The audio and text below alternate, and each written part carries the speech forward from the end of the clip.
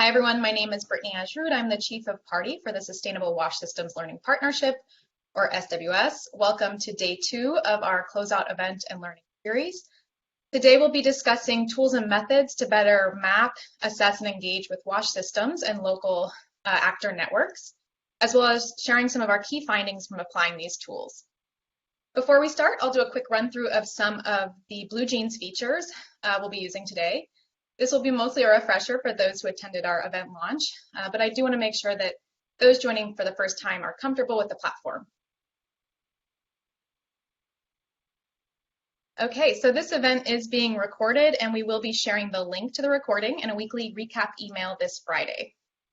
As a reminder, all participants are automatically muted and your cameras are switched off, so you will not be visible in the recording unless you elect to by raising your hand, and I will share a little bit more about that in a moment. If at any point you are experiencing issues with the BlueJeans platform, please let our tech team know via the moderator chat. And if you want to, I think we're a little bit out of order. You could back up. Yeah, great. And if you want to make either the speaker video or the presentation larger, you can adjust this at the bottom of your screen. You can ask questions using the Q&A box. We will be collecting these to ask our speakers and also have some dedicated SWS partners who will be responding to your questions directly in the Q&A box. If you are just joining us, please introduce yourself in the event chat and continue to use this feature to interact with other attendees throughout today's session. We do have a few norms for virtual engagement that we want you to consider. First, we recommend placing devices out of reach and closing other windows on your computer to avoid distraction. Second, we would love to see an active dialogue in the chat box. A couple of shortcuts we are recommending are a +1 to indicate agreement, an @ sign to build off of a comment, and a negative sign to indicate you have a different perspective. And you can also feel free to use emojis to communicate with each other.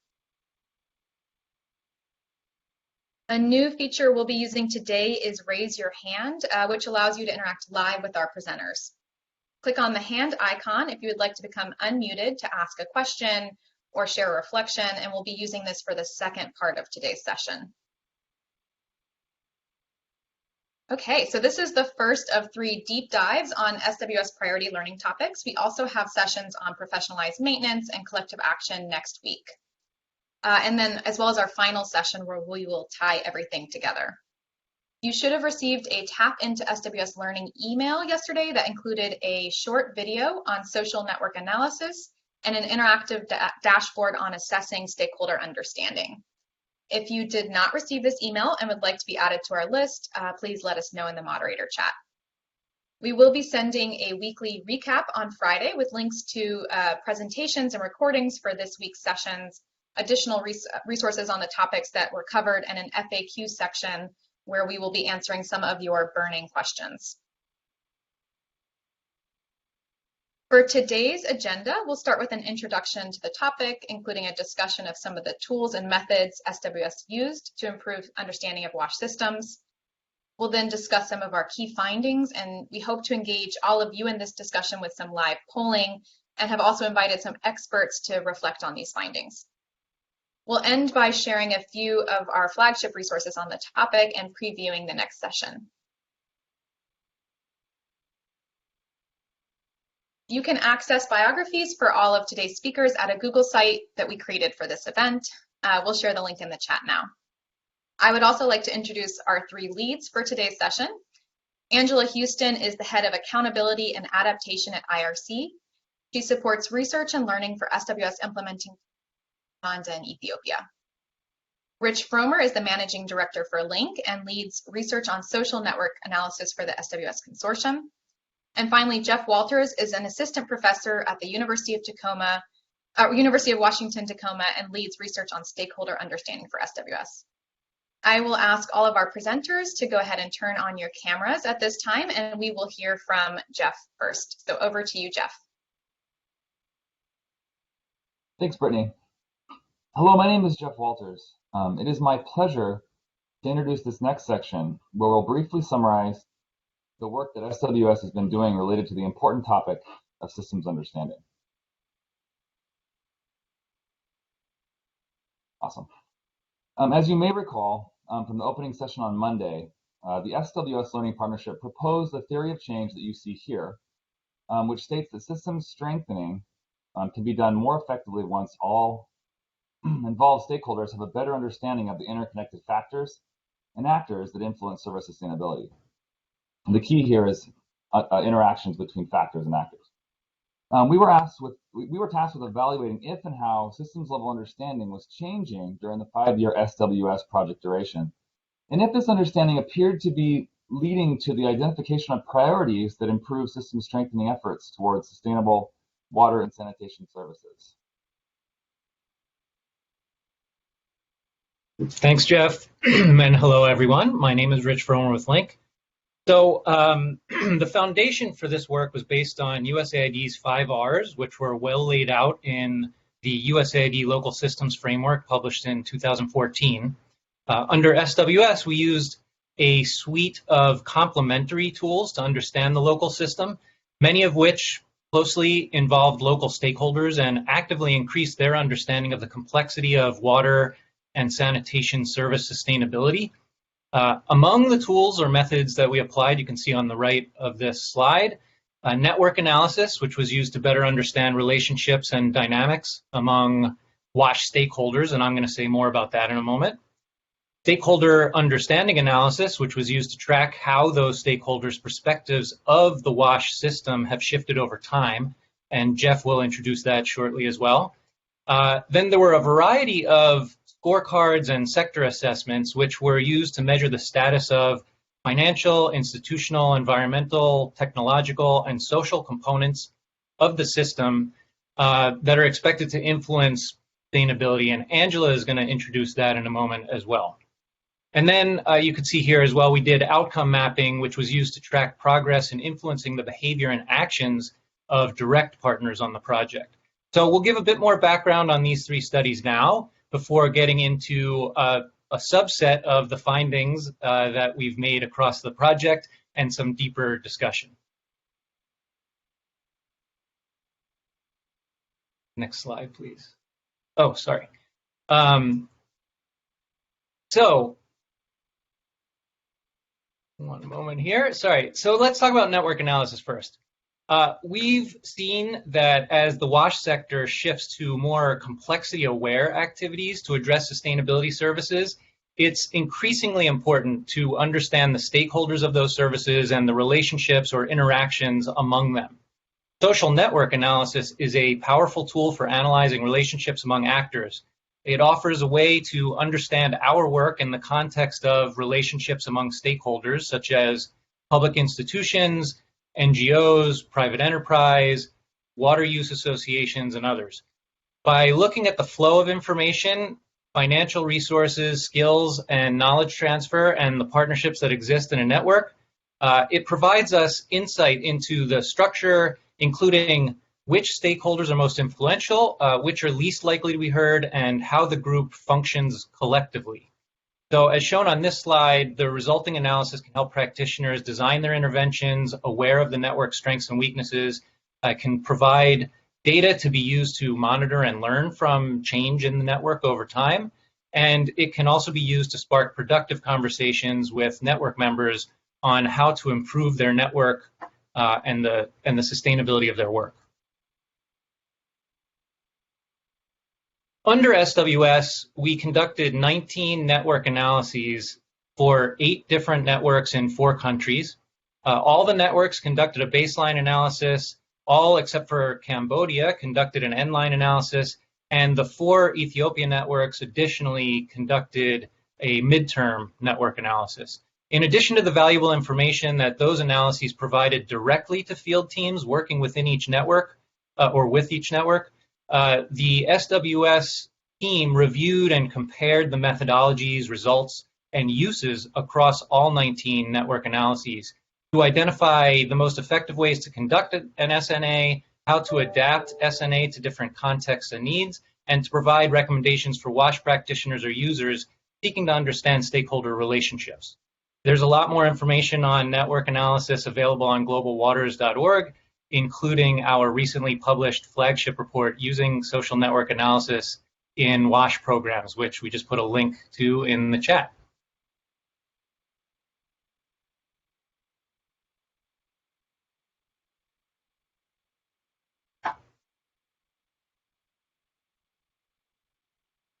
Jeff, you're on mute.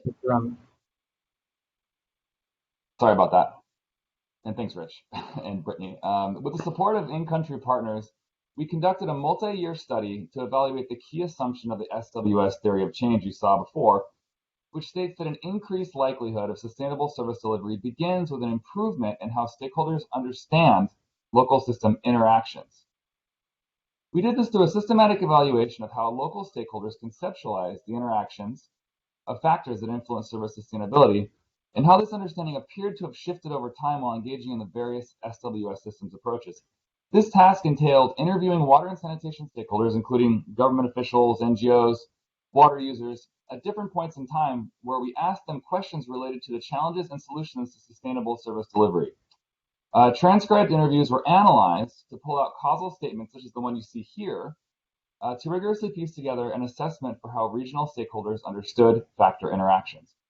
Over the duration of this study across 7 regions within Uganda, Ethiopia, and Kenya, we interviewed over 200 stakeholders, analyzed over 1,000 pages of transcribed interviews, and pulled out nearly 4,000 causal statements containing over 2,000 unique factor interactions.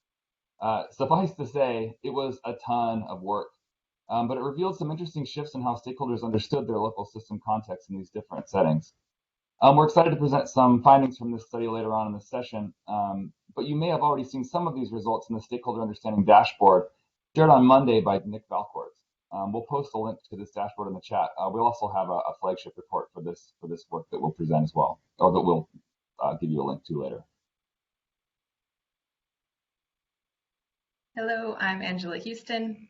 So another tool that we used in the Sustainable Wash Systems Learning Partnership, I've seen several of you mention in the chat, which is something we called a building block assessment. So at high level, the building blocks on the right-hand side here define all the key functions of water, sanitation, and hygiene service delivery systems. So these building blocks can be seen as different windows or lenses for looking at the system. So in an assessment, each of these are analyzed against a set of benchmarks. You see an example here on the left-hand side on a scale of 1 to 5 through a dialogue with different stakeholders that piece together different sources of information, policy review, meeting notes, sector reports. And this approach is helpful because it brings together knowledge and information from all sorts of different other analyses available. And then it also allows filling in kind of gaps in documentation with the knowledge of the experts who participate in the assessment. So there are other similar sector scorecards or similar types of assessment in use by other stakeholders in the WASH sector and beyond, and even throughout this project. Slide, please. So now that we've introduced a few of the tools that were used to study and understand local systems, we'll move into the next section of our program for today, where we'll share and discuss some key findings from having applied these tools over the past several years. Slide. So please be ready to be involved. You see interactive at the top, so if you're not looking at the screen or multitasking, maybe it's a good time to chime in. We're going to use a format which is a modified version of what's known as the Fishbowl discussion, but it's adapted to make it work in this online format, we hope. So this is how it works. We'll have 3 rounds of discussion, each focused on one key finding from the research on understanding systems. First, we'll do an audience poll to get your thinking about this topic. Then we will present a key finding from the research, followed by, represented by the orange boxes here, a discussion among experts, including some of you fellow participants. So this is where the interactive gets, again, important. So both the expert discussions who've been invited for today and myself and our moderation team will be watching the chat and poll responses to bring into the discussion. But you will also have the opportunity to raise your hand. I see lots of members of, for example, the project team online. So if you feel you're an expert and you'd like to bring your perspective to the table and the conversation, time permitting, I may be able to virtually call you up to the stage and hand you the microphone. So there'll be 3 rounds representing the 3 findings. We go. Slide. So the first round focuses on how our understanding and the understanding of different stakeholders has changed throughout the 5 years of the project. Over to you, Jeff, for the poll. All right, thanks, Angela. Okay, let's start our discussion on this sort of first finding related to shifts in understanding on factor interactions with a brief poll. To participate, click on the poll icon to the right in BlueJeans. So that's popping up. Great. So hopefully you guys can see this.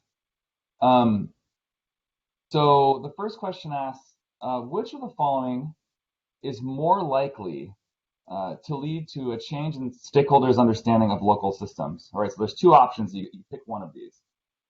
Dynamic changes to the local context, landscape, or rules, so basically the context itself, or information learning and awareness of the stakeholders themselves, so context or learning by the stakeholders. So I'll give you guys about a minute to fill this out. We have some time.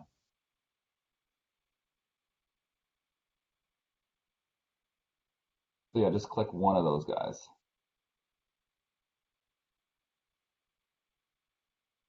And let us know if you're having an issue seeing these. I don't see anyone clicking this yet. Are people clicking this yet? Oh, there we go. Outstanding.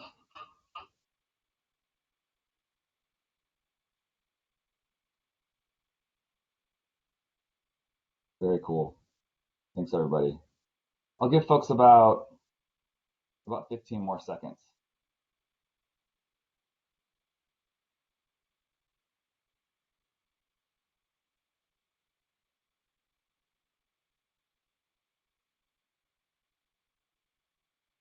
All right, that's great.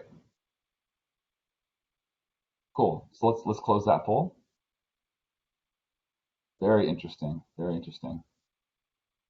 Okay, so given that there are inevitable shifts in understanding, and we see here that folks generally think, or the majority of folks think that the change in understanding is because stakeholders themselves learn and are more aware of the system.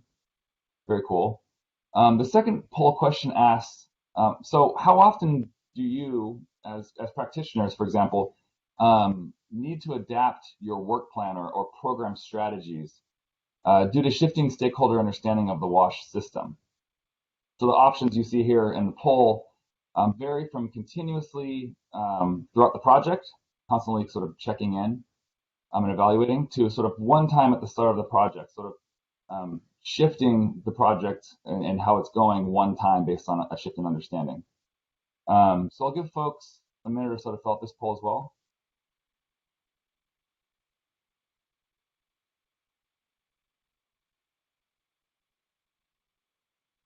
Saying continuously, that's very cool. What are the implications of that on how we do this? It's very interesting.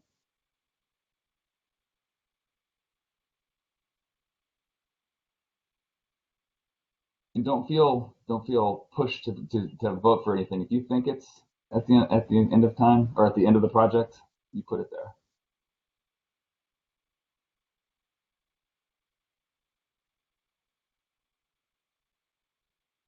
Very interesting.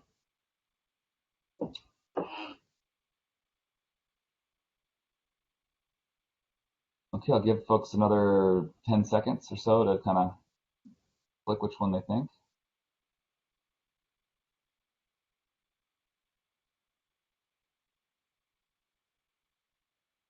All right, let's close the poll. Thanks a lot, everybody. Great. So yeah, thanks for participating in these polls. Very interesting. So it appears that folks seem to think that the change in stakeholder understanding sort of results from an awareness or learning from the stakeholders themselves, and that that shifts in this understanding need to be integrated and planned for in the work plan, sort of on a continuous basis. Very interesting. Obviously, there's a lot we can discuss about that in and of itself. So to contrast these findings from the poll, we would like to take a few moments to present some overarching findings from the study on stakeholder understanding that I mentioned earlier, where we sought to evaluate how stakeholders' understanding on factors influencing sustainability of water and sanitation services shifted over time. So the figure here that you see summarizes some high-level results on how stakeholder understanding on 17 cross-case factors that we found were found to change over the 5-year SWS project duration. You can see here the factors range from operations and maintenance, community users, infrastructure. These were sort of cross-case factors. And these emerged from all of our interviews and all of our analyses. This figure shows how frequent each of these factors was referenced within a causal statement, not just how often they were referenced as a factor, but within an actual causal, one factor on influencing another factor state, sort of a causal statement, related to solutions to sustainable water and sanitation service delivery. In this figure, gray diamonds represent interviews conducted at the beginning of the project, sort of baseline data, and dark blue diamonds represent interviews conducted at the end of the project, inline data.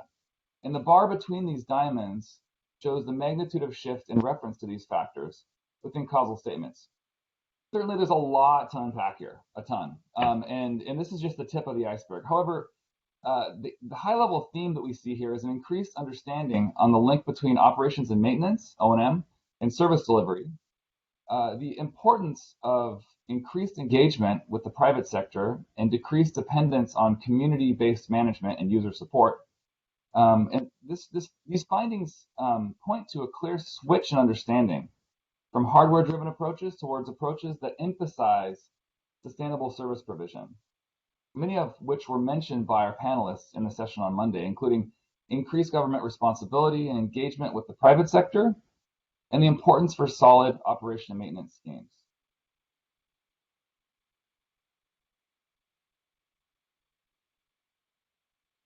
Great, thank you, Jeff, and thanks everyone for the participation in the poll. We'll now get into our fishbowl discussion. So hopefully you've picked up a few ideas you'd like to reflect on or respond to. So we will start by introducing our invited discussants, but you're also welcome to start responding in the chat already, and then we'll either read those out or call you up to the stage. So Patrick, Savata, Cliff, and Lucas, could you please turn on your cameras? And next slide, please. Great. So as our discussants join and get their cameras on, I'll give a brief introduction. So Savata Nu was the Executive Director of Watershed from 2018 to mid-2021 and led the strategic exit of Watershed. Just a note, you can still keep your mics off. I will prompt you to turn those on in a moment. Savata is currently the Country Director of CARE International in Cambodia. Thanks for joining, Savata. Lucas, I hope, has been able to join. We're having some technical difficulties, but Lucas is a water and sanitation advisor for the Foreign, Commonwealth and Development Office based in Dar es Salaam, Tanzania, and is a blogger and strategist dedicated to improving the effectiveness of multi-stakeholder water and sanitation interventions. Cliff Nyaga, who some of you met yesterday, Monday in the session, is a wash systems researcher with the University of Oxford and the director of Fundifix, a Kenya-based organization that provides rural communities with sustainable water supply infrastructure and repairs. And last but not least, Patrick Moriarty is IRC's Chief Executive Officer. He's held diverse roles throughout his more than 20 years at IRC and enjoys working in the messy interface between policy, applied research, and practice. So thank you to our expert discussions. And the last experts are many of you. So again, I'm encouraging you to step up and contribute. We have a huge research team and many of other experts joining to learn more about SWS today. And we'd love to hear from you. Slide, please. I'm going to read this prompt, and then we will stop sharing the screen to enable you to better see the discussants. So we'll transfer this question into the chat so you can see it there. So as we've seen in the finding just presented by Jeff, our understanding of local systems is constantly evolving, as are our priorities and the priorities of different stakeholders. So the question is, how do we navigate this reality and changing perspectives when planning and managing water, sanitation, and hygiene services? So it's a big question. Feel free to interpret it to your perspective. And I'd like to first ask Cliff, as a researcher and a lot of experience on the service provider side, to give a reply, and then Savata, Lucas, and Patrick. And just a reminder to our distinguished experts, please do try to be as brief as possible in your responses to enable us some back and forth for a discussion. Do remember to unmute your microphone when I pass it over to you. So first, over to you, Cliff. Thank you. So that's correct. And from working in Kitui, Kenya over the last 3-4 years, we saw a constantly evolving understanding of the local stakeholders while monitoring the local WASH platform which we work through. We were able to recognize this or observe this because we used a number of methodologies continuously to be effectively able to measure and monitor their behaviors and their priorities, their changing priorities. I would, for instance, say that we participated in local meetings, almost everyday meetings. We, in fact, had an officer embedded at the local county government offices to be able to stay in touch or in tabs with the local developments. That included participation in meetings, engagement with new stakeholders coming into work in the county on WASH. We also employed observations. So in various forums, we were invited as a key stakeholder, given that we were generating a big amount of evidence from our SWS research. And so in these meetings, we would observe, we would document discussions. We would also administer surveys at the local WASH forum, which was held quarterly. We had interviews on a semi-annual frequency. We had the network analysis activities as well. So we had a very intensive monitoring framework, and which helped us to stay in touch with the changes in understanding in the sector. So I think I would like to emphasize that, number one, you need to have a very strong monitoring component to be able to stay on top of these changes and see how the actors are behaving or changing their priorities. And in response as well, you need your programming to be able to respond to these changes. Through our work in Kitui and showing various results from our work, from our analysis, so evidence on functionality, on access, on service quality, on the network, we saw priorities shift. And so in response to that, then you need a program that is able to rapidly respond to the emerging changing priorities of local stakeholders. I'll just give an example of the work we did on demonstration of fully fixed model and a county-wide audit of water service quality in schools and communities. And after a series of discussions through the WASH forum, showing the evidence, showing the data, and people debating the consequences or implications of that, then we shifted to a discussion on policy. So the county didn't have a policy framework at all to guide sector progression towards sustainability, which was like the vision of the local stakeholders. So then we were able to, as a stakeholder group through the local coalition, immediately identify that the policy gap was key and needed to be addressed immediately. And luckily, within SWS work, there was that flexibility to be able to respond to policy needs. So as part of strengthening actions. So I would emphasize the need for adaptable programming. Thank you. Great. Thank you, Cliff. And it's great to hear the importance of being able to detect or identify changes in priorities and focus and then respond to them. Savata, do you want to add on? Thank you, Angela. I echo what Cliff was mentioning about having an evolving research, monitoring, evaluation, and research in order to inform the decision and inform the work plan.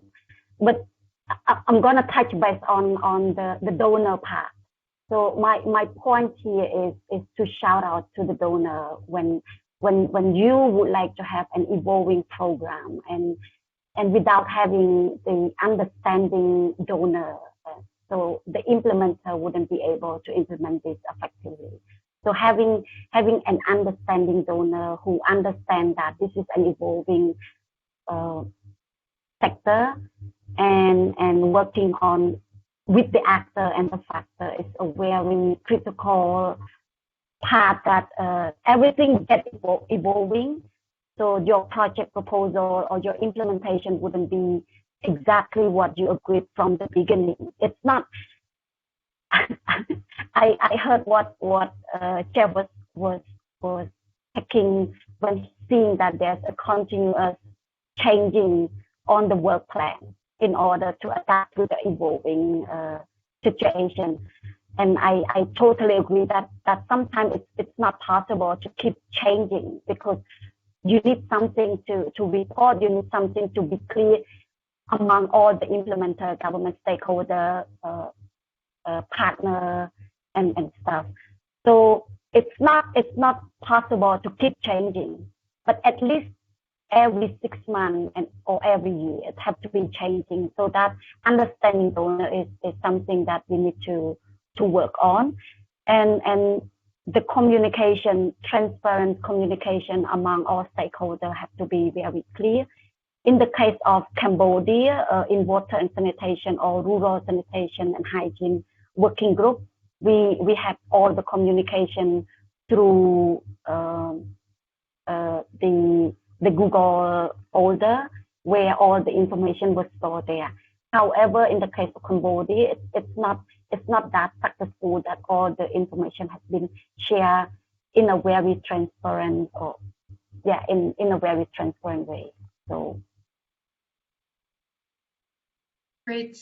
Thank you very much for that, and bringing us back to saying, stakeholders very closely involved in the activities can identify the need to change and adapt, but there can also be barriers, whether it's from the donor or other factors, which make it challenging to adapt.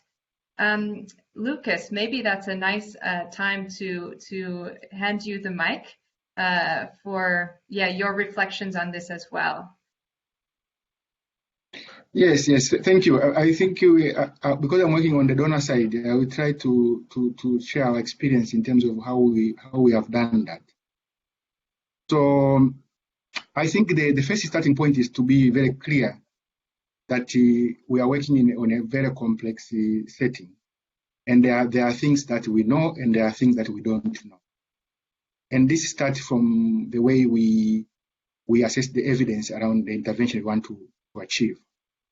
And then that help you to define what is adaptive and what is not adaptive.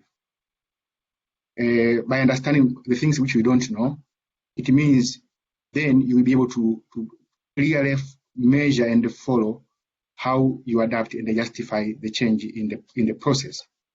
Now, for the donor side, in Tanzania, for example, what we did is basically to try to create an enabling environment for the change to be able to happen, and for the adaptation to be able to happen. And in our case, we use two things. We use the payment by results approach and adaptive programming. So the payment by result approach actually it creates an incentive and a commitment for stakeholders to work toward a common goal. But in that process, when you define the payment indicator, for example, in our case, is a functioning water point. So you don't prescribe the process. By doing that, it means you allow the implementers, and in this case, district authorities, to innovate in terms of how they want to achieve that outcome.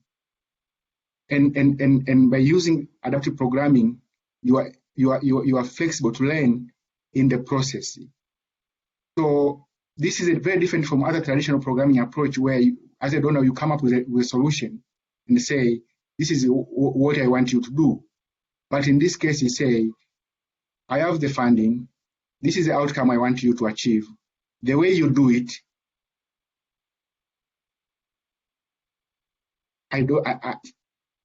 from different processes for how to achieve that process. And then you become a facilitator for that process. That also, it means there are some component of the program which you can set some funding to fulfill some traditional approach for reporting and meeting some KPI. But then you have a large component where you are able to test and adapt as you go. So for now, I will end there. But you see, it's basically shifting a focus from prescribing too much toward creating an enabling environment for implementers to be able to implement things and learn in the process. Great, thank you very much, Lucas. And it's really, it's great to hear about some examples of actually ways a donor can use monitoring to create more flexibility and room for adaptation, including adaptive planning, results-based monitoring approaches, as you've mentioned. With that, I want to ask Patrick to add some reflections as well on this perspective of, as you know, the understanding changes over time among different actors in the project. It could be a donor, it could be a government priority shifting or elections happening or other stakeholders. What are some ways to plan long term but be able to still adapt as priority shift or understanding changes? Sure, thanks, Angela, and everybody. I mean, that's what triggered me most, actually, when I first saw the question is, our understanding is constantly evolving, and I'm like, so who's the our? And that's because IRC doesn't plan and manage sustainable wash services, right? We're not a utility. We're not like Cliff providing. We're not a service provider. We're not even a local government. So actually, I think a lot of what we seek, the role that we seek to play, particularly in the districts where we work, but also at national level, is actually to support our partners in being able to do this, whether that's a local government partner, whether that's a utility partner, helping them to be able to plan and adapt. And I think a lot of that comes down to the sort of stuff we're talking about here. I mean, it starts with, and it sounds often really silly, but it starts with having everybody acknowledge that there's a system there in the first place. That can be a local system, but that can also be a national system. And I think a lot of the more interesting things that we're seeing in IRC is where national level systems change cuts across some of these great planning that we might be doing with local actors. So local actors are coming up with great initiatives around community management or whatever, and suddenly national level decides, well, we're not really doing community management anymore because we're going to bring in rural utilities everywhere, right? So I think actually what Lucas is saying resonates a lot. If I think about the work that IRC does, particularly with local government partners, it's often to try to move them away from a fixation on one project or 1 year's budgeting, to take 2 steps back and think about what it is that they're trying to achieve, and to understand the full breadth of who are the other actors in that space. I may be a local government with responsibility for community provision of boreholes, but I may actually also have a national water utility operating in my district who may have much better access to finance than I'm ever going to have.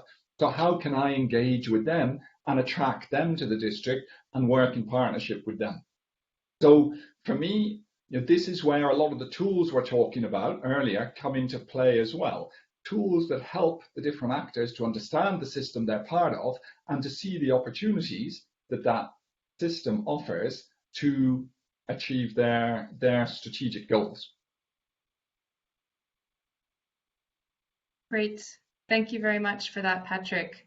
And did that trigger anything among Savata, Lucas, Cliff? Do you want to come in and respond to that?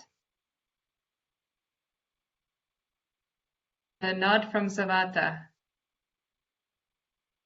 Sorry, Angela, do you want us to respond to the question in the chat box? Yes, I have one question coming to me about influencing the donor, and the question is that do you think that result-based, performance-based funding might assist with this approach? And my question is yes and no. Why it's yes? It's yes if the result coming out from your result-based approach, result-based performance is somehow aligned with what being like aligned with the roadmap that you propose to the donor already. An example to this, in the case of Cambodia, instead of being able to convince Ministry of Rural Development to perform the collective action effort, which we are not successful, we able to convince the Ministry of Interior to influence this collective effort task. But the issues here that we fail to convince our donor to accept the reality that we are not able to make that Ministry of Rural Development to do that role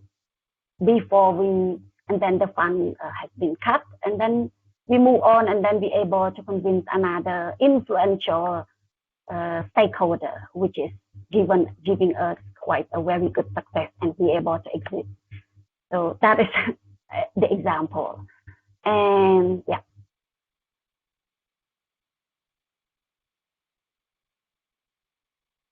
Great. Thank you for that, Savata. And I'm looking for signs of if you want to respond. Others, Lucas or others? It's a bit challenging to do it in my virtual world. Hello? Yes. Yes, so I think the question is about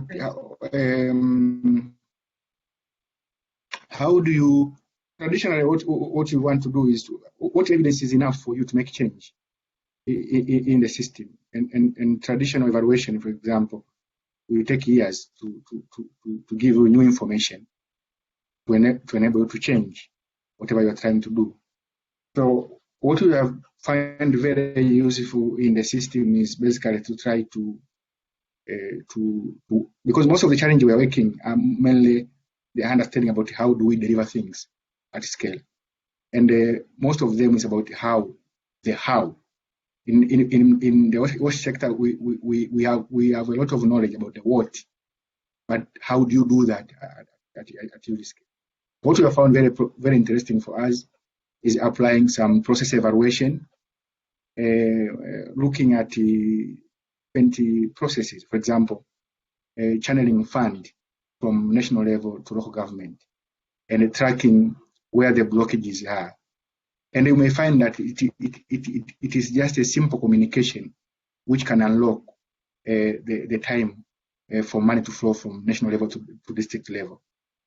And that doesn't need you to have an evaluation for 6 months or 1 year.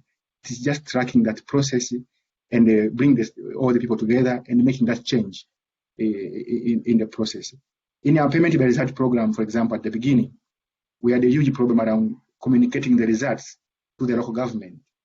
And we found that it's just the team at the Ministry of Water was not be able to process the data to send that to the local government. And once we were able to develop tools, it was very simple, and the recipient was able to trust the process. So my experience and lesson I learned from this process is that we need a very simplified process and a constant review of the process to make changes. And they can be as a small stuff, which when are being followed up and they are tackled, can help to unlock huge constraints in the system. Great. Thank you very much for that point, Lucas. And I think that's a great one to close this round of discussion on. There are some other important questions in the chat, so feel free to have a look, and also participants respond to one another. But I really appreciate those perspectives as well on saying, you know, maybe small amounts of adaptation or change actually have the potential to unlock something much bigger if you have the right stakeholders in the room, let's say. So thank you to our discussants, and we will be back to you shortly for the second round. So you can go ahead and switch off your cameras here and listen keenly to the next round, I think we can get the slides back up, great. Keenly to the next round of findings for another round of discussion. So this is, hopefully you're getting the feel for how we'll run this. We'll now go into a focus on what we've called here drivers of alignment on understanding. So why do people and different types of stakeholders agree or disagree? And then we will start with an audience poll to get the feel for this topic, followed by presentation of a sample of findings, a key finding, and then we'll be back for discussion. So over to you, Jeff, for the next poll.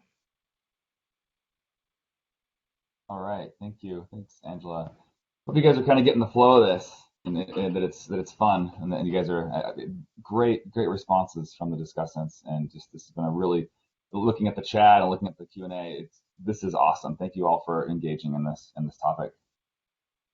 Okay, so let's move on to the next finding, this next discussion, which relates to the drivers of stakeholder alignment on understanding with another poll. So let's go.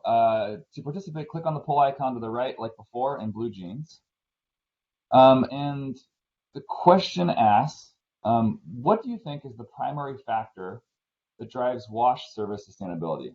I know this is pretty open, but just bear with us. What do you think is the primary factor that drives wash service sustainability?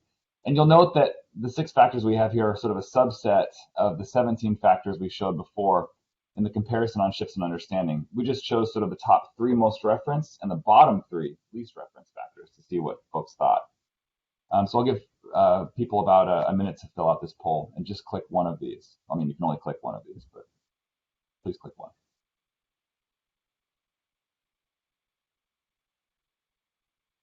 I'm personally very, very interested in seeing what comes from this. It's going to be really cool.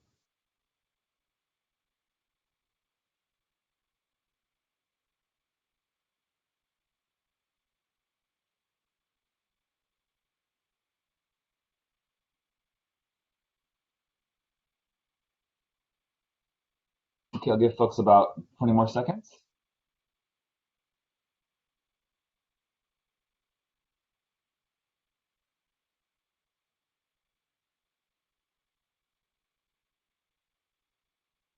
It looks like folks are thinking, and there's still more participation. Why don't I give you another 30 seconds?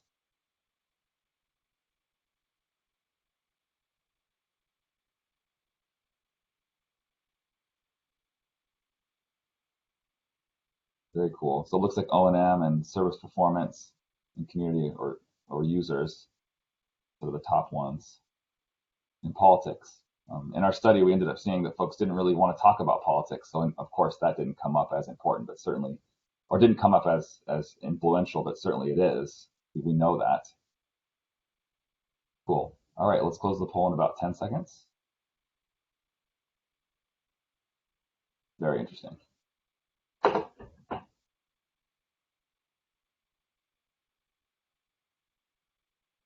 All right, we can close the poll. Okay, wow. So again, thank you for participating in the poll. As you can see, there's a range between responses on operations and maintenance, service performance, politics, community or users. Environmental and laws and regulations didn't seem to come up as that important, at least within the 6 factors. But again, what we can sort of see here is really that there's a range in opinion and a range in understanding within our participants on what factor is the most important. But generally, yeah, you can see that, operations and maintenance sort of comes out on top, which is going to be interesting for our next for our sessions coming up on preventative maintenance, professionalized maintenance. Very interesting. Okay, so we would like to sort of contrast this poll and the findings from this poll with some overarching findings from our stakeholder understanding study, which focused also on sort of the drivers of alignment and looking at how different stakeholders seem to conceptualize the interaction of factors, different kinds of stakeholders across different contexts, to try to see what influenced their understanding on these factors, sort of what sort of contextual aspects influence their alignment on these factors. Okay, so our team was interested in comparing and contrasting, as I said, stakeholder understanding on factor interactions across the 7 SWS study regions to evaluate the drivers of alignment on systems understanding, because that's important. The research team looked at drivers such as the starting point of collaboration, network or coalition age, coalition member turnover, existence of a work plan or a strategy, of a formalized work plan or strategy, and external funding types. What our team found was that the largest driver, or the largest signal, the largest obvious driver, from what our data was showing, on stakeholder alignment on factors and their interactions was coalition member turnover. That's the one that showed the largest comparison, largest signal.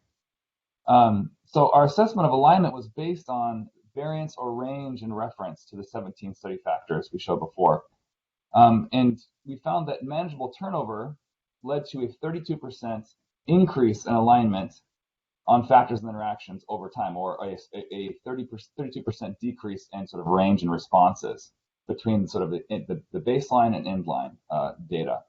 While unmanageable turnover, or coalitions with unmanageable turnover, led to a 17% decrease in alignment, or a 17% increase in range and responses over time.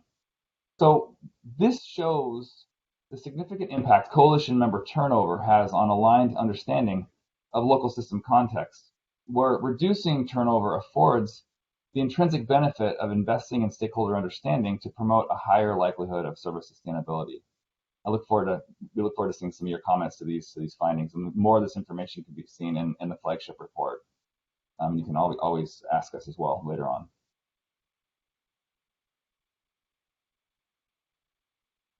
Great. Thank you, Jeff, and thanks all for the poll participation. I know it can be challenging to see just a snapshot of findings, but I appreciate those of you asking for more about methods and findings in the chat, and we'll see if we can get some of those answered. But for now, we'll come over to get some more responses and reflections from our experts. So Savata, Lucas, Cliff, and Patrick, can you please turn on your cameras again? And we'll focus in a little bit on the alignment, agreement, or disagreement among different types of actors about what's important, what should be done first, one could say.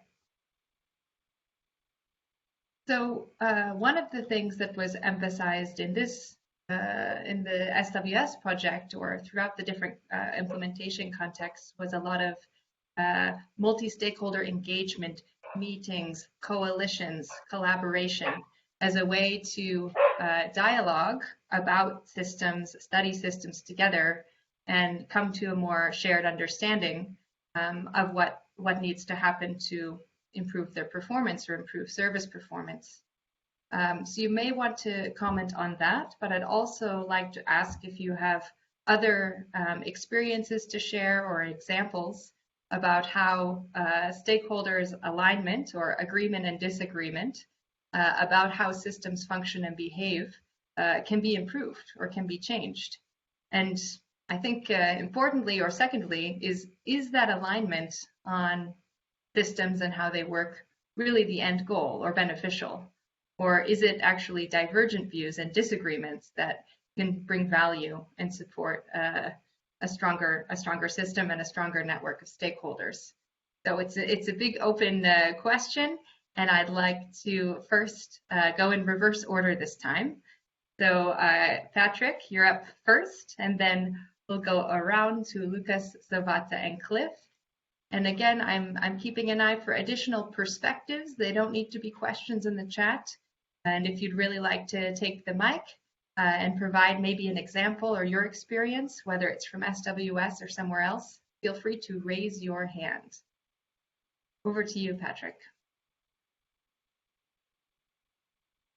Great, thanks, Angela. So, I mean, I love systems. I think lots of the folks on this call love systems, and we think of ourselves as systems nerds, and I love complexity.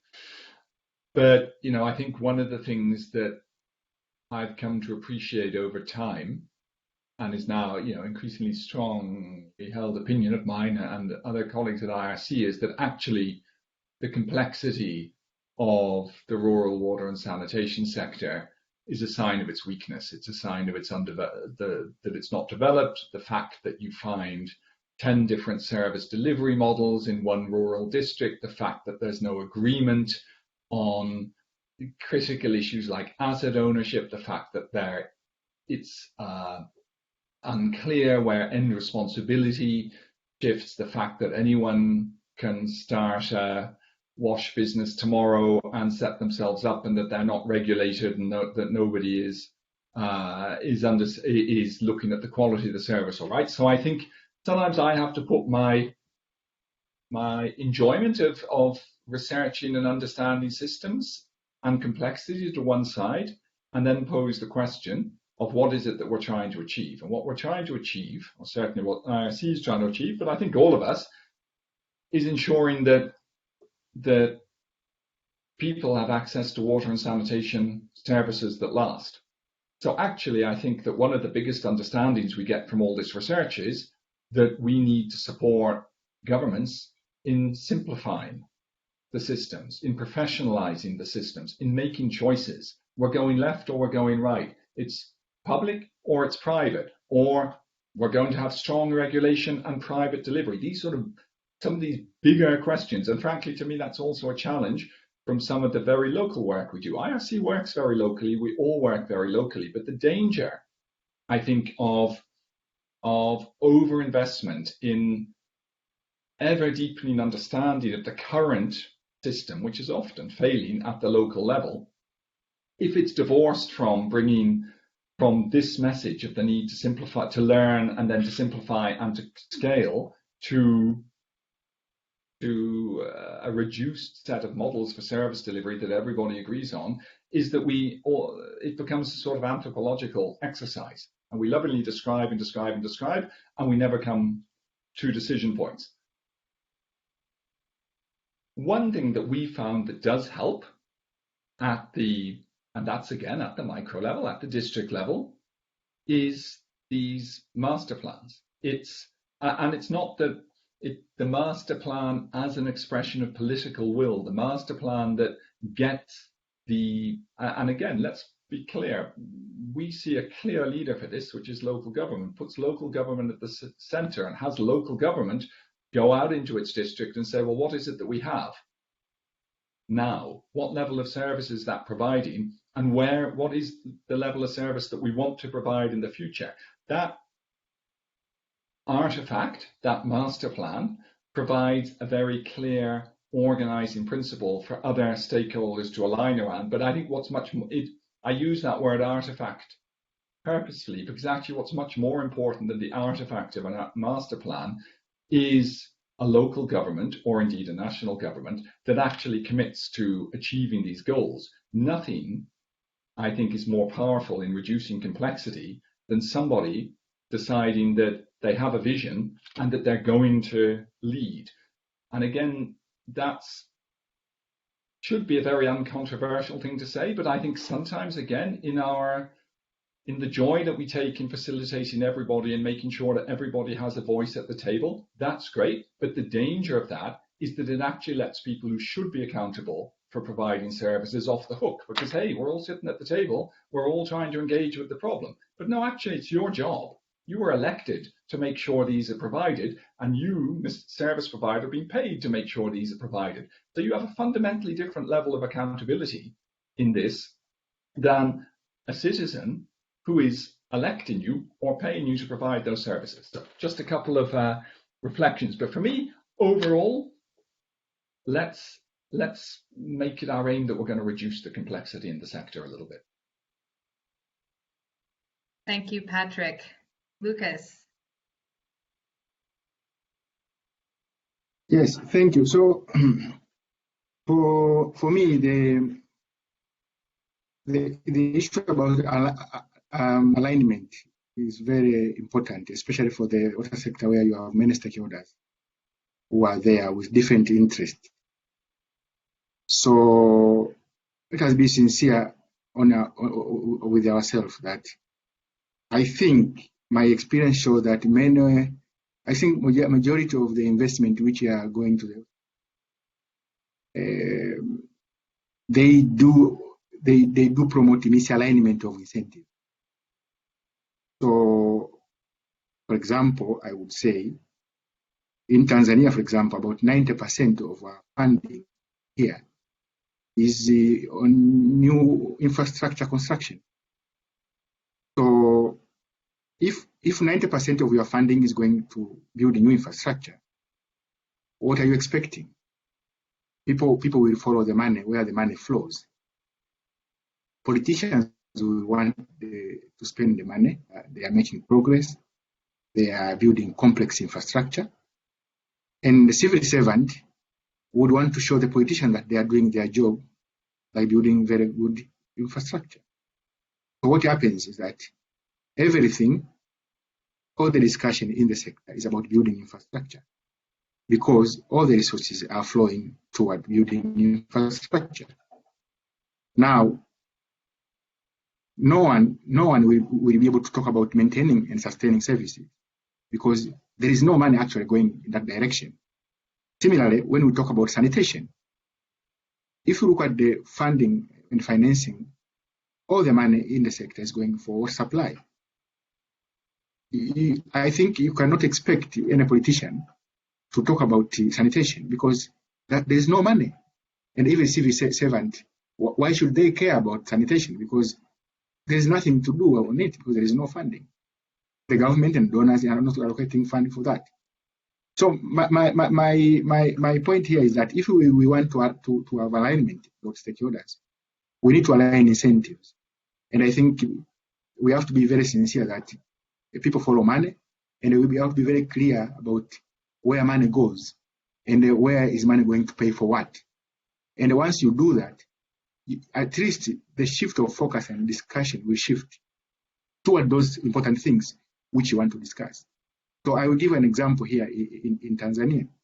So as I said, by just giving about £80 million on sustainability and maintaining water infrastructure, we saw district council planning and allocating funding for maintenance. We saw their budgeting, at least planning going toward maintenance. We have evidence showing the interaction between district councils and the communities on maintenance issues. Why is that happening? Because the money is flowing toward that direction, and there is no any excuse for people not to start to talk about that.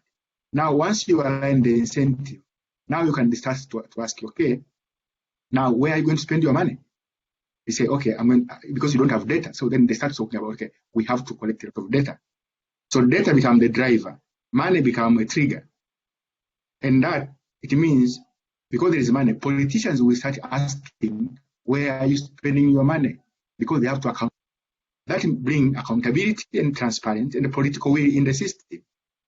Okay? And then you have all other processes which are coming out of that. So you will see that by focusing on creating an enabling environment. So we start by creating an enabling environment. So money creating an enabling environment, the incentive brings every stakeholders to focus on addressing certain issues.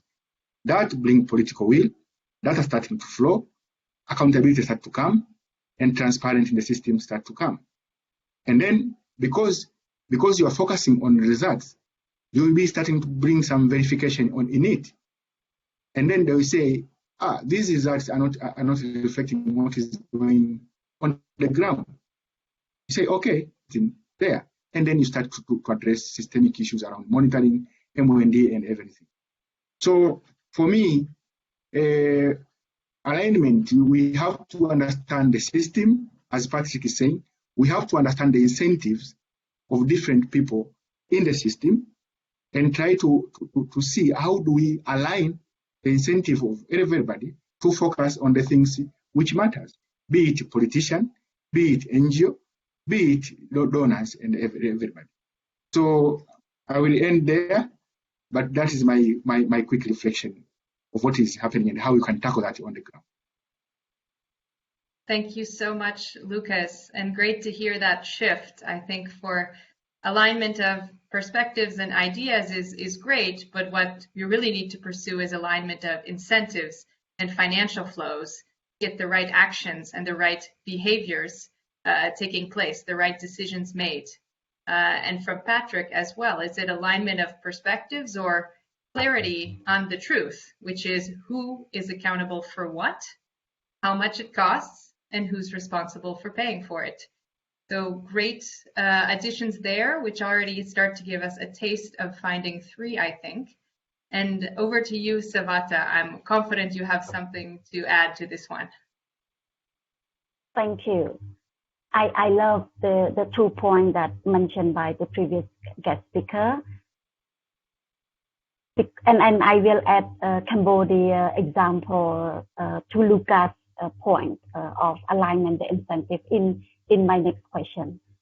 But to me, talking about alignment, the thinking, I would go differently. That I love the disagreement, because having the disagreement, it can be the critical discussion and then leading into further development of the whole program.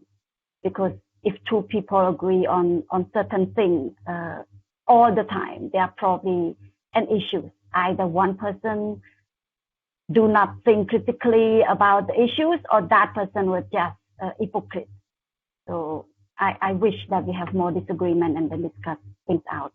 So responding to the question, alignment of the thinking alone is not the end goal, but alignment to the goal, to align the main goal. Why do we want? What do we want? What is the success look like in water and sanitation better services? So what is success look like? It simplifies what, like Patrick was mentioning, who is doing what, how are we going to do it, what is the time frame? And then we also align the way of our working. Way of working is somehow not somehow very important, it's super important. Why?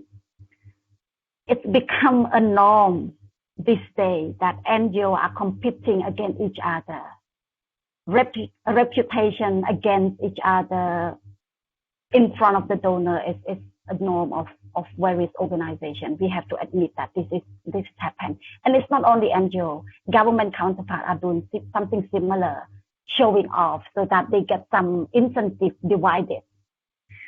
Second, in order to also reach to the point of alignment, the thinking, it's required that we look for the genuine convening power.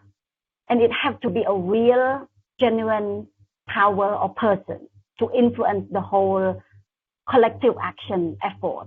Or otherwise, it would just the fake or hypocrite discussion in order to get the donor per diem fund or a visit to other countries, just like different way of drive. Last but not least, it's about building the champion and recognize the champion. And that's part of what Lucas was mentioning earlier, that defining the incentive among each stakeholder, including NGO, donor, government stakeholder, implementer, at the grassroots level. So and find that champion and recognize the great work of that champion, and especially the politicians. And we discuss about this in the next question. Thank you. Thank you, Savata. Great points, and we're seeing lots of buzzing agreement in the chats here. So Cliff, last but not least, I want to ask you to weigh in on this one. And I know you have a couple hats as a researcher, but also working as a service provider. How do you see this alignment, and whether also the incentives are in place to encourage good performance? Over to you. Yeah, without repeating what has already been said, I think what we've seen from our work in Kitui is that first, I think you need a platform that allows you to bring together the different groups that are working in the sector to already start having a conversation. Without that, then the transaction costs of even bending the systems thinking become too high for any partner to bear.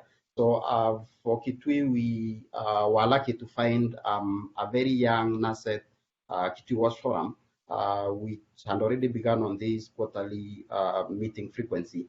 And the idea was to meet and debate sector issues. It was not very organized, but at least it provided a platform to start to engage. And through that platform, then we were able to start instilling that systems mindset, basically trying to feed it with a lot of information in pieces of a period of time, so that they can digest, they can debate in an open and free environment.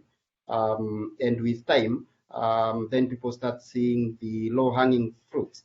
I would, for instance, give the example of the last Watch Forum meeting, when after 2, 3, 4 years of support, then you start hearing stakeholders hold each other into account, asking, why are you taking this approach to implementation of your programming when we've already discussed this and we've seen that it doesn't quite work.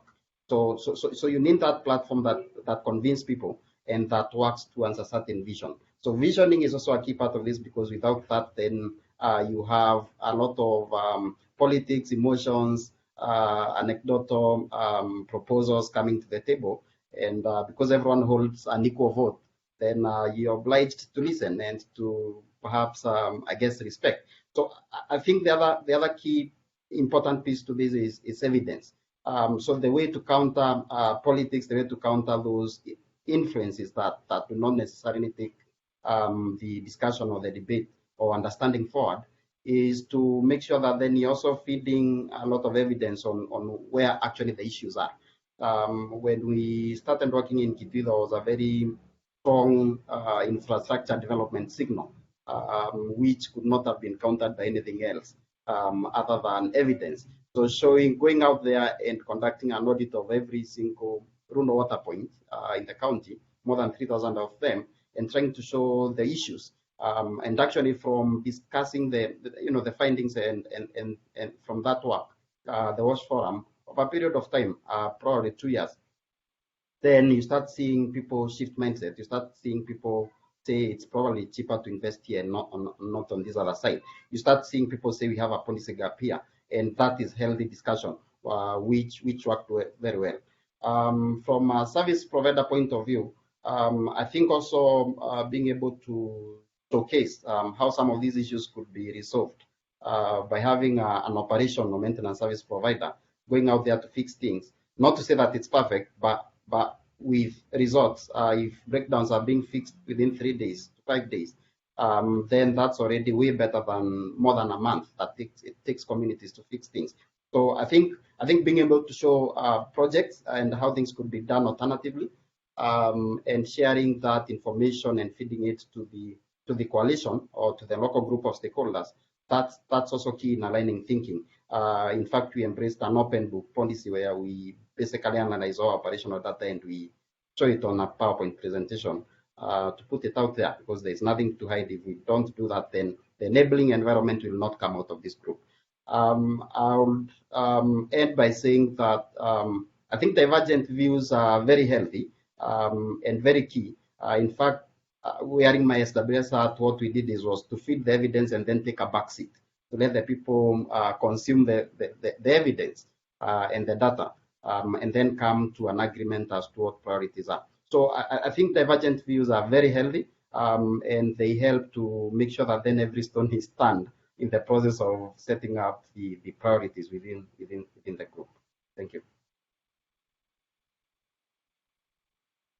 Thank you very much for that, Cliff. And that brings us to the end of this round of discussion.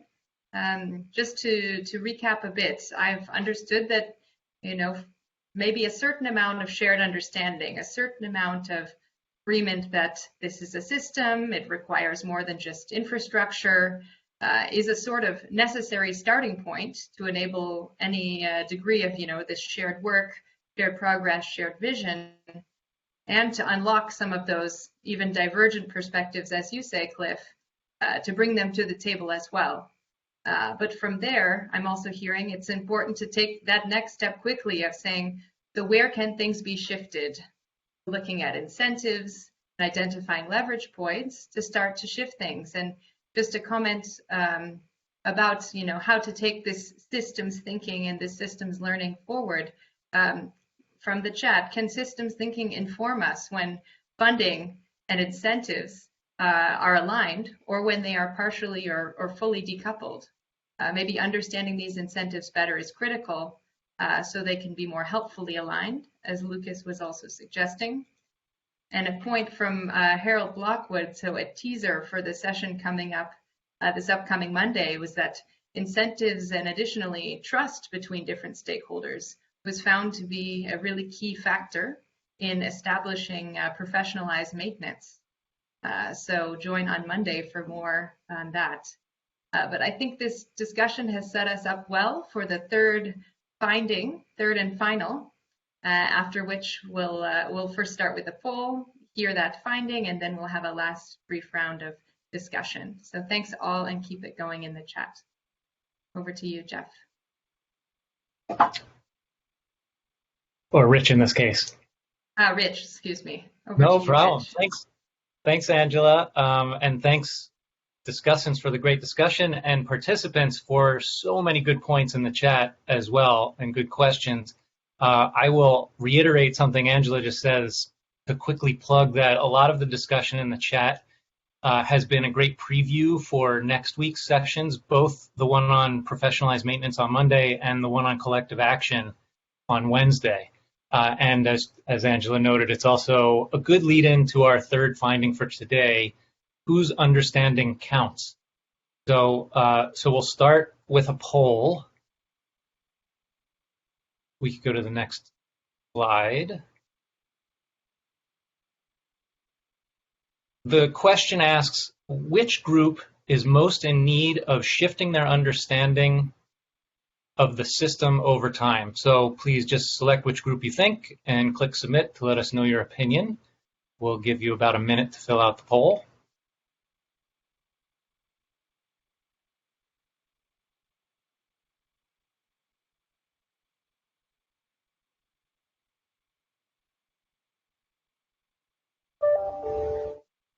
I know this might be a tough decision for some people. There's a lot of good choices there.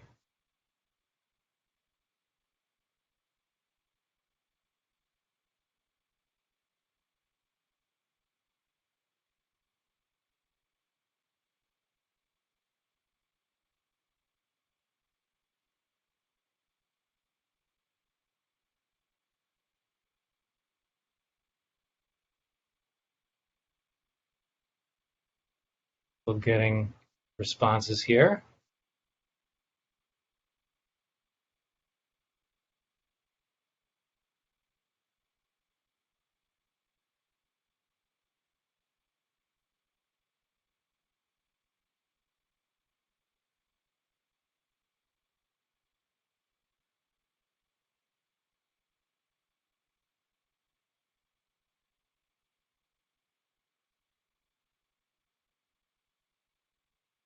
Give you a couple more seconds.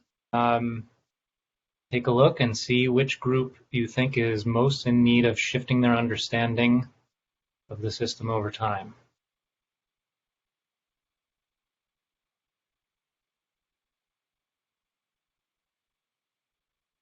like we're pretty much peaked on our responses, so maybe we can close that out.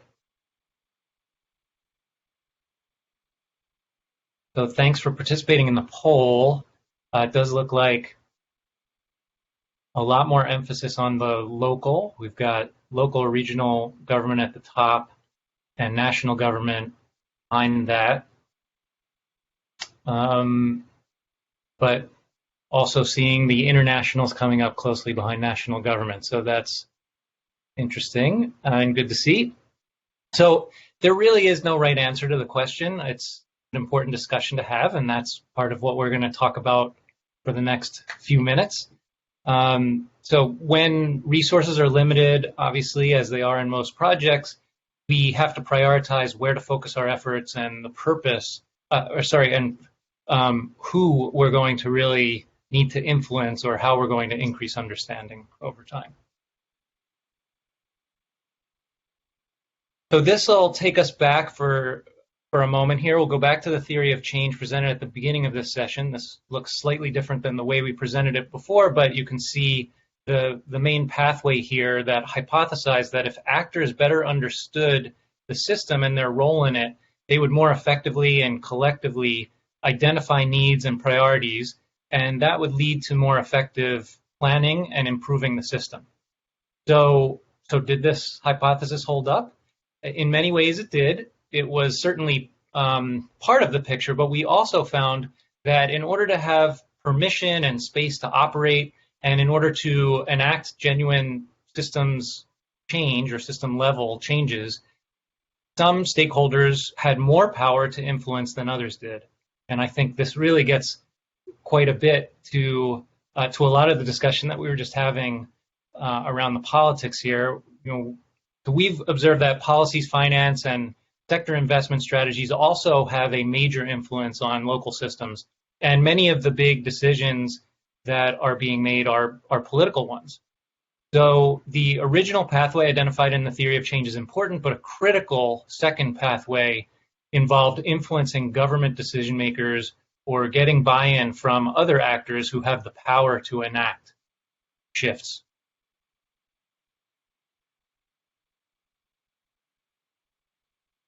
So even in the cases where we were defining our system boundary at a fairly local level, for example, at the district level or town level, many of the biggest and most impactful decisions, both good and bad, were being made outside of that project focus area, outside of that boundary. Local actors and local efforts are essential, given that many of the service delivery and authority functions are delegated there. But there is a limit to what a single district or service provider or other organization can change on their own. Some constraints, including financial resources, legal frameworks, can only be solved through engagement with institutions and actors working at a higher level, such as the regional authorities, national government, or international donors, international NGOs. And we've often assumed that having data and evidence will drive decision-making. I think we've been proven wrong in the United States quite a bit recently on various topics, and we saw that we keep falling short on that assumption in our work as well. And so was greater systems understanding really the barrier to government prioritization of water, sanitation, and hygiene?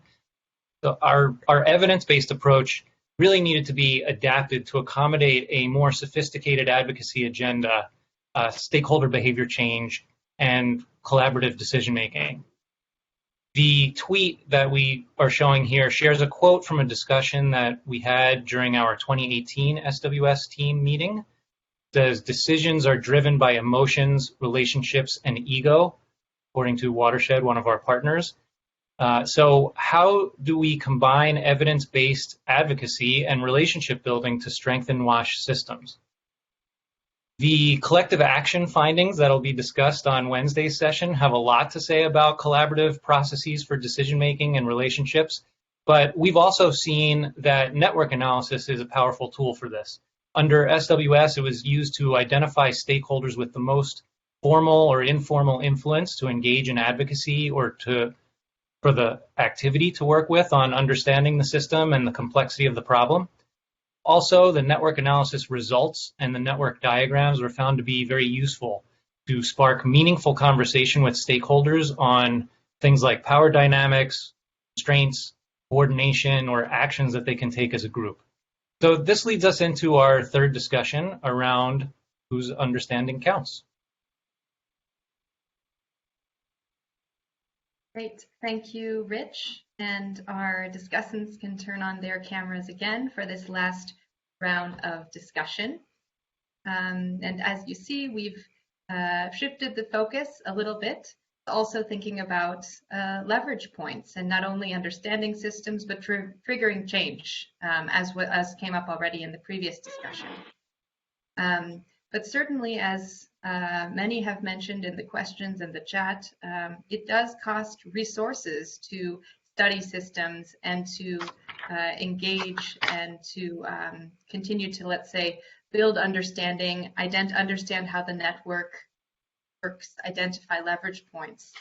And so the first kind of prompt here is just around when those resources are put in, where are these efforts best placed to create the most change? I've seen some varying answers in the poll. And secondly, we may want to focus on the finding around politicians and their key role, politicians and decision makers, let's say. How can WASH experts, which I see many on the call, I think are on the technical side of WASH service delivery, become more adept at influencing them, more than just evidence, but being able to push at those incentives, get those incentives in place, and also probe for different decisions. So with that, I will open the floor. I think for this final round, we'll do ladies first. So I'll ask you to respond first, Savata, then Lucas, Cliff, and Patrick. And you're welcome to respond to these prompts, or if you want to build up something that was said earlier, feel free. Thank you, Angela. About where the resource should be put in order to most change in the system, I think other guest speaker probably can have better sayings on that. But I'd rather go to the point mentioning about if politicians are highly influential and whether or not the evidence are needed in order to do that. And my strong confirmation that politicians are completely, are really the right stakeholder to engage in order to influence the whole system and influence in order to convince the whole system change.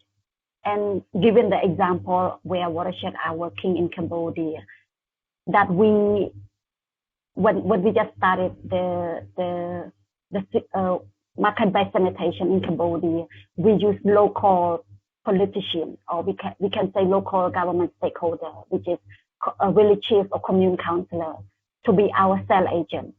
So they are our initial sales agent, and in the future we also successful of having we convince the politicians from the national level in order to replicate our leadership training, which is the Ministry of Interior.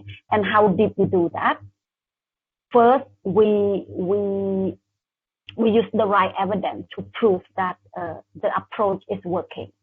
So the right evidence here will have to balance the. Let me say this differently. The right evidence here will have to be the evidence that show that it helped them to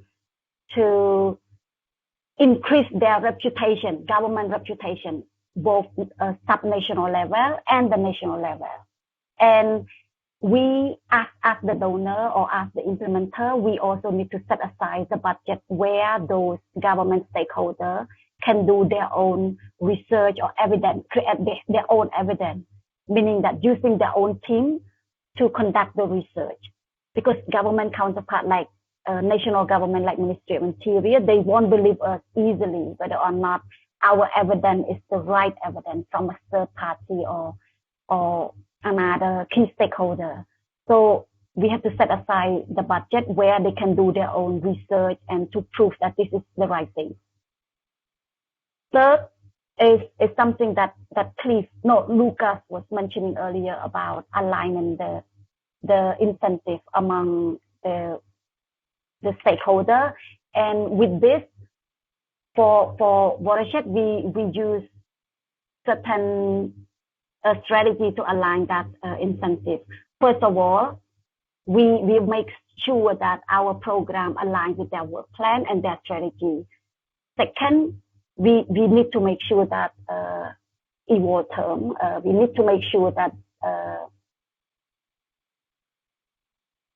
our program will help him or her to claim that he or she is doing a great job in their own mandate, in their own political platform, and it helps him or her to win in the next election. If that responds to that incentive, then yes, that becomes a genuine way of working. They would make sure that related stakeholder will create a work plan starting from sub-national level to the national level. The budget will be set. Everything will be set aside if it helps him or her to win the next election. The recognition from sub-national level until the national level will have to be ready, available, in place where each individual who involved, each politician who get involved into this change can be recognized by another bigger, higher level politician that he or she did the best job in that, improving the service 1, 2, 3. And that is why he or she, the boss could recommend that specific strategy into the government system. And that we reach the stage that we get their approval. Great. Thank you, Savata, and great points on recalling the real constraints of politicians. The most dedicated politician who's committed to making change can only do that if they're elected. So it's understanding what they need to do and what kind of information is needed, but also recognizing that, if I can interpret our as non-government entities working within national and country systems, to know that our or external evidence and monitoring is maybe not the information or not the evidence needed to influence country level decisions.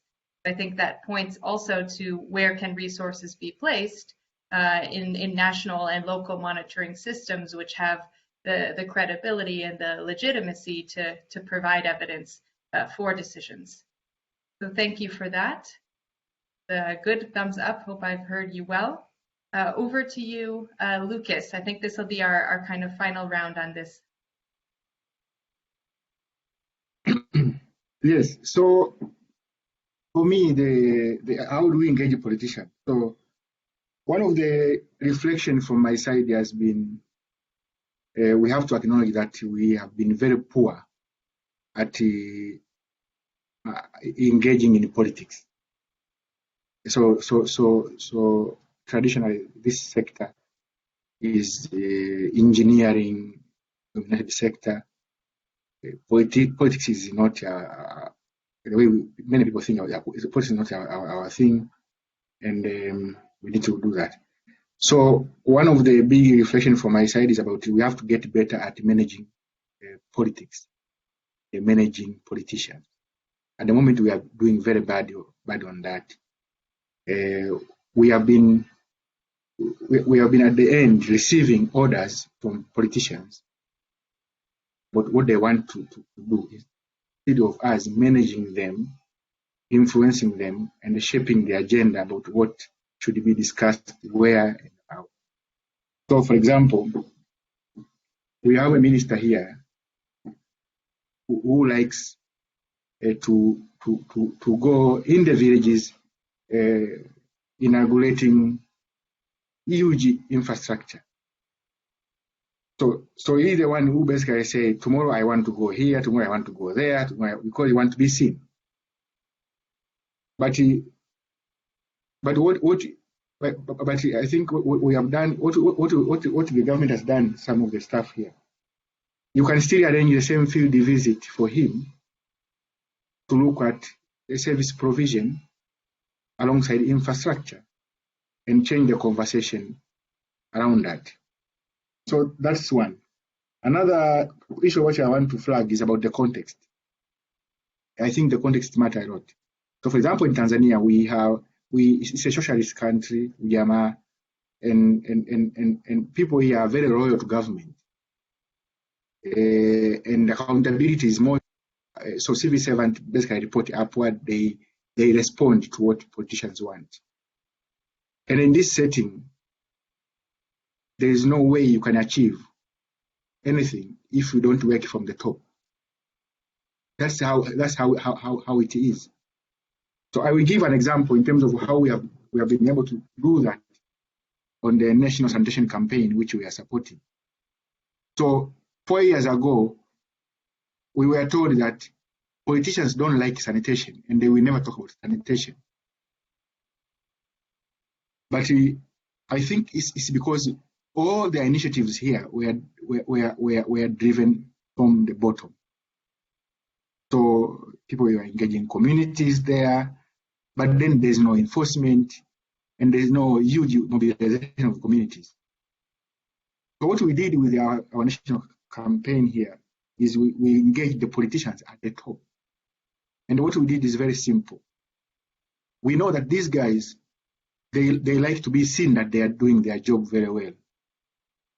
So what we did is say, actually, we give you a lot of media attention for you to be seen that you are doing your job on the ground. Because they like to be in the TV and the radio every day talking about what they have been able to do, and that this is our achievement. So through our mass media campaign, what we did, we started with soliciting commitment from the top. And it's just very simple. Just go to the regional commissioner, give him a press conference, let him talk about what he's doing there, and let him commit that he's going to do something. At the beginning, we didn't tell them what are we going to do with that commitment. And then you put all those communications in the national TV and national radio. Once they are there, they just be calling us that you are doing a very good job, because we have been able to be seen in the national TV and radio doing a very good job. But for us, that was a methodology for us to capture the commitment for them to do something on the ground. And now, when we went back to them and say, you committed this. We need to tell you need to tell us where are you with this implementation. And we show a lot of changes. There is the civil servant for data and information, and for them to take action. Because the commitment is already in social media, the commitment is already in the TV, and we were using to amplify those commitments. So again, we're coming back to understanding the politicians and what they want.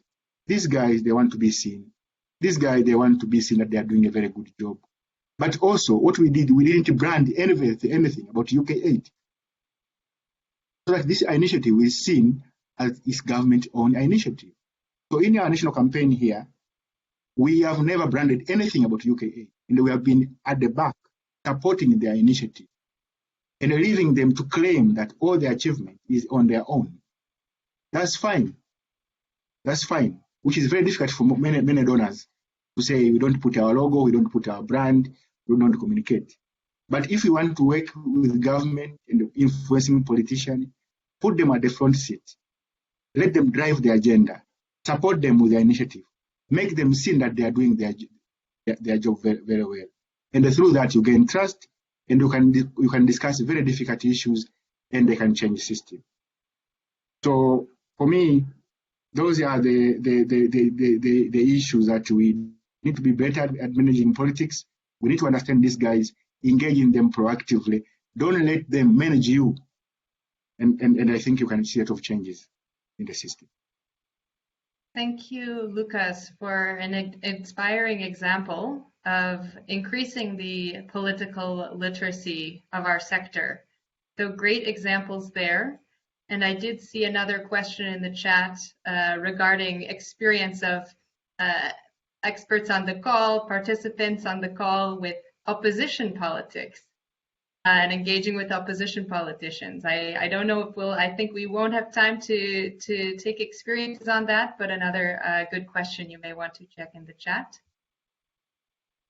So thank you very much. And we have just a few minutes left. So I'll ask Cliff and then Patrick to share your final remark. And to enable us to keep on time, I ask you, if possible, to keep it concise. I've appreciated the good examples, but if you can take just a couple of minutes each, that will wrap up this discussion. So over to you, Cliff.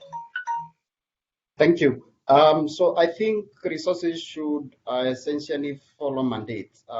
In this context, mandates for WASH services delivery. That's because the government is ultimately responsible for providing services to the public. Anyone else working in the sector works to support government. That being said, what we've seen from our work in Kenya is that many of the governments are still young and at times lack capacity.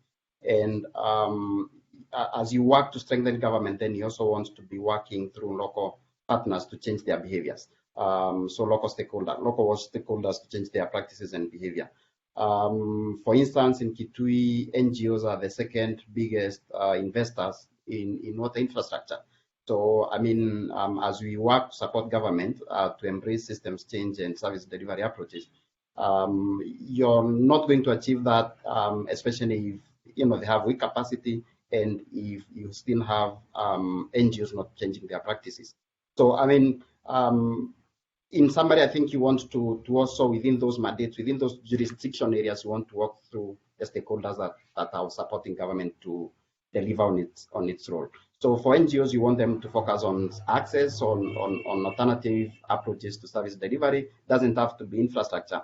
It could be O&M, it could be professionalized maintenance, it could be a focus on results-based payments. And that also links with donors' priorities, given that they also fund a significant part of the sector, provide a significant part of the sector funding.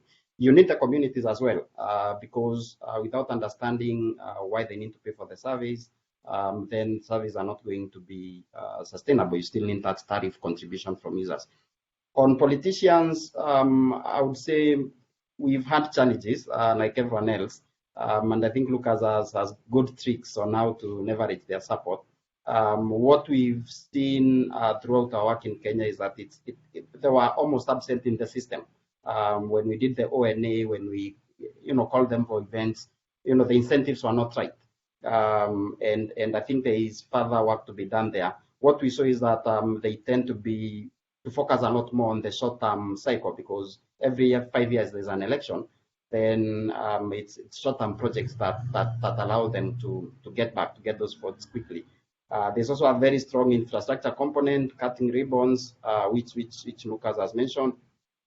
There was also a very strong equality aspect. So we were demonstrating a maintenance model in one of the 8 sub-regions of Kitui. And if we were to go to the politicians, or when we engage politicians, then we were seeing support from that one region out of 8. So the other 8 want equal treatment. So again, balancing incentives here and trying to see how to meet that can be challenging, especially when you're in a demonstration phase. The closing remark from my end is there's still, I think, an opportunity for future learning programs to explore how WASH systems can influence the political circles or the political group, so that we can be able to do that better as a sector. Thank you. Thank you very much, Cliff. Last remark to you, Patrick. Great, thanks, Angela, and thanks, Sept and Lucas and Cliff. I thought that was this session's really, this last question's really great. I mean, look, go back to your question, Angela. Whose opinion counts? Local and national actors' opinions. My opinion doesn't count. Okay? Jane and Martin's opinion counts. Lucas's opinions count. My opinion's really not terribly relevant, and I think that's super important for a project like this to bear in mind. You know, you don't drive change, and you don't, in systems, you don't build strong systems through external actors. Change has to be, we can support, we can help, we can try and do whatever we do, but the change has to be locally owned and locally driven by people who are passionate and people who are champions. Where to put the influence in understanding the system? Wherever it needs to be put. And I know, and again, this is very hard, I think, for those of people coming out of a rational engineering mindset, people like me with the sort of training we have.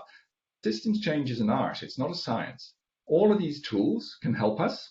Network analyses, power analyses, building block analyses, all of that can help. But that's not what drives change. What drives change is people like the people we're listening to who are deeply embedded in the system, who are using all of those tools to understand it, who are working at the local level, but also working at the national level, who see that there's an opportunity here because there's a minister who's ambitious and would like to be forward, and they help to write a speech for that minister and they get them into the right place. That's, I think, what makes system change happen and real, and it takes time to do. So, and above all, it's political. Every single bit of it's political. It's political even when we're not talking to the politicians, you know, because frankly, a technocratic minister or a chief director or whatever, they're all political people too. It's about incentives. I think Lucas said it right back at the start, you know, everybody who we're working with, they're human beings and their interactions with each other are political. So yes, of course, evidence plays a role in that, but so does relationships. So does getting to know people. So does being the spider in the web and bridging the gap. And above all, I think it's about being passionate about and committed to a vision of change, and having the courage to play a systems leadership role in driving that change forward, which often means that you seek to be almost invisible because you're constantly trying to put that politician or that chief executive or whoever in the spotlight and to bring them on board into your coalition for change. So I think, yeah, that's it. Thanks very much.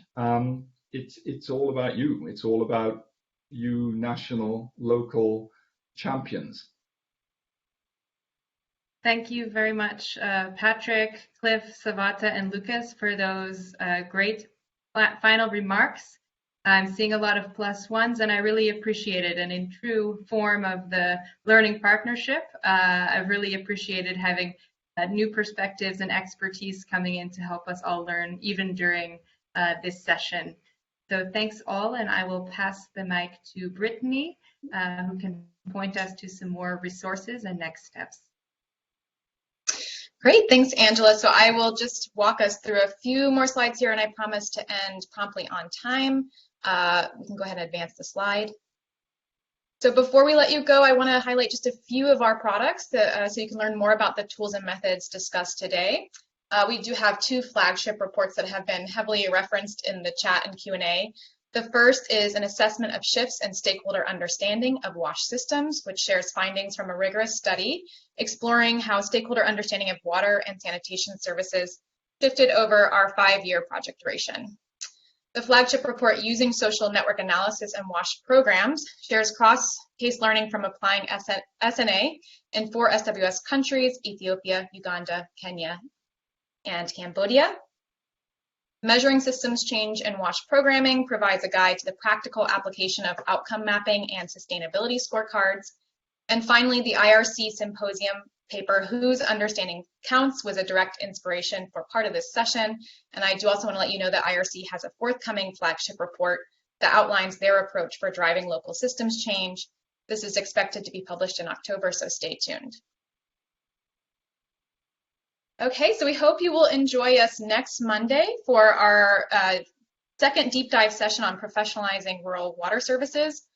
We'll share what we learned about efforts to strengthen and professionalize maintenance provision across SWS and discuss what it takes to build a system for professionalized maintenance. If you're not already registered for this session, we'll drop the link to our event page in the chat. Finally, last slide, I want to thank Jeff, Angela, and Rich for organizing this session. We've listed their email addresses on this slide if you would like to get in touch. I also want to thank our wonderful panelists, Patrick, Savatha, Lucas, and Cliff, for the lively Fishbowl discussion, and all of our attendees for your thoughtful questions and engagement over the last 2 hours. This brings us to the end of today's session. We have 3 exciting sessions lined up next week, so we hope to see you there, but goodbye for now.